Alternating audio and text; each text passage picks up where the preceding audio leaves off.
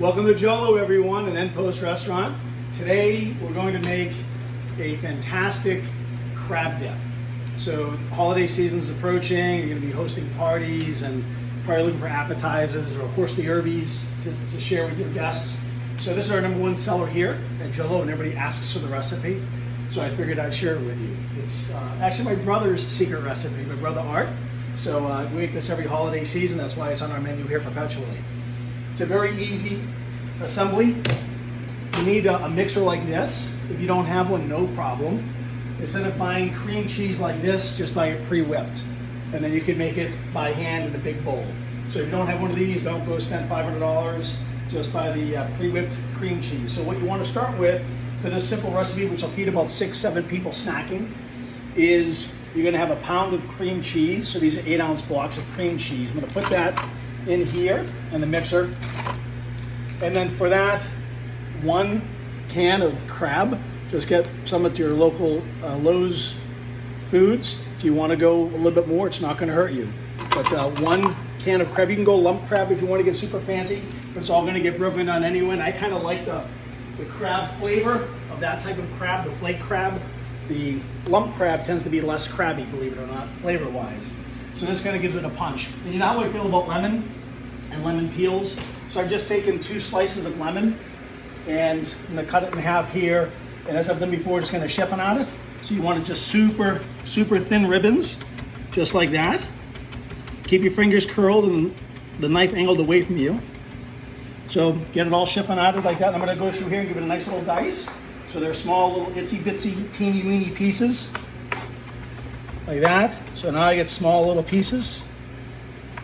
And we're going to take this, 2 ribbons of that. And now I'm going to put lemon juice in. I mean, what's better than lemon with crab or seafood? So I'm going to squeeze in 1 lemon.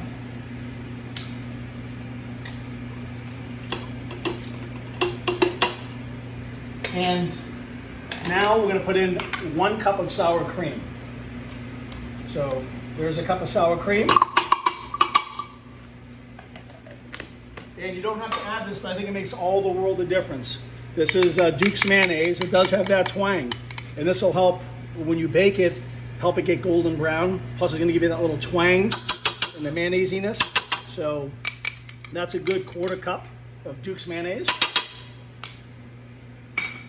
So now for some of the secret ingredients.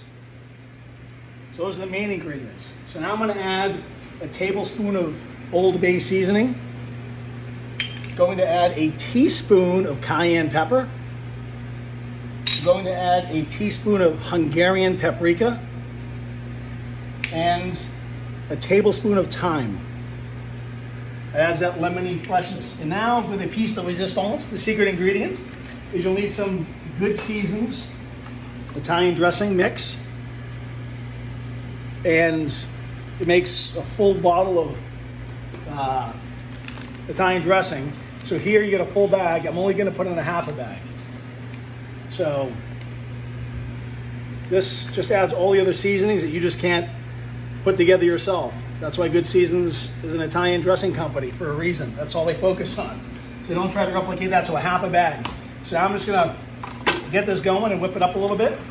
Whip it real good. And while that's whipping, I'm just going to go ahead. You can use crackers as your dip. I like to use crostinis. It's so easy to make. It makes all the world of difference. So get a nice French baguette and just slice them into small little, 1/4 inch, 3/8 inch thick discs like this.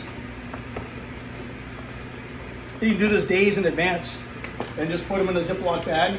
A little olive oil, and then just lay them out. Get some olive oil on the bottom. Just lay them out like that. I have my oven going, my convection oven. So I'll also use them all. So again, little discs. You don't want them too thin because they'll fall apart when you're smearing the crab dip on there. So you want a little thickness. And now we'll put some olive oil across all those like that. Some salt, seasoned from up high. So you liberally coat everything. A little pepper. I'm going to pop that into the oven. On a little cookie sheet.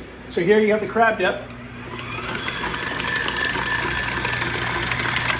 And that's it. That's incorporated. Mixed up really well. Take the paddle off. Give that to your kids if they want to like that. So now you can do one of two things. You can put it in a casserole dish because you want to bake it, or I do this all the time in a small crock pot. Just take all of this, mix, and put it into your crock pot, put it on low. By the time your guests get there, it's super warm, and you can take it a little bit at a time so it always stays warm. So you can dip a ladle in there, and maybe instead of putting it all in a big casserole dish like this on the kitchen counter, you know, some people get those little chafing dishes that are heated by tea light candles or votive candles. So you could definitely put it in one of those dishes. But to make this, you want this to be in obviously an oven safe.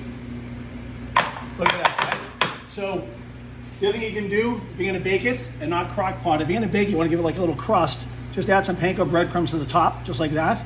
And don't worry about adding butter to brown it, it'll brown itself because of the fat and the cream cheese and the mayonnaise and the sour cream. Just a little bit for color. And then bake that in the oven, or like I said, you can put it in the crock pot, you put that in the crock pot, and then just ladle out as much as you need in a small little ramekin like this, maybe on a plate, like this. Crostini's here, and you run out, just ladle some more in, out of the crock pot nice and warm. So I take this and just bake it into the oven. And you're asking how long? Well, all the ingredients in there are really cooked, but 30 minutes at 350 or 375 should do wonders for it. And you really can't go wrong. And people ask, JW, what do you pair crab dip with? Because you have, you know, the seafood, you get the citrus from the lemon and the lemon peel, you got the spiciness of the cayenne. There's a lot of things going on in that dish. And I would pair the 2021, just bottled today actually, of the Jolo Twinkles. So hope you all enjoy this beautiful holiday recipe with your friends and family, and I think you're gonna get a lot of compliments. Cheers everyone, and happy holidays.